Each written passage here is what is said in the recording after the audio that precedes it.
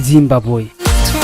Inyuma y'igihuhusi sindamusiga bise idayi cabaye muri ntwarane kikaba cahitanye abantu 139 n'abandi 189 babuzwe irengero, muri bo hakaba harimwo abana bashika kuri 30. Mu ndwi iheze umukuru w'ico gihugu Emmerson yaragendeye ibice byakozwe ko n'ico gihuhusi, aho mbere yaciye atanga imisi 2 y'ikigandaro kugira igisabisho mu majambo y'inkoramutima avuga ati abantu nta kimwe tuzi, ariko tuza kumenya ikintu ari uko caje kuba, atari ko Imana izi byose mbere nibizoshika.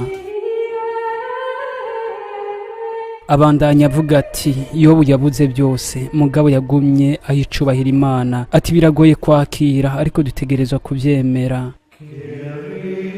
Hari igihe tubaza Imana igituma ibintu bishika, ati kandi nimba ikibaho ntidushobora gutegeka Imana, turemera ibyiba yakoze. Dusenge turondera Imana kuko ibiza bishobora gushika umwanya wari wo wose mu buryo bwose. Ati turabacumuzi twiyegereze Yesu tukiri bazima.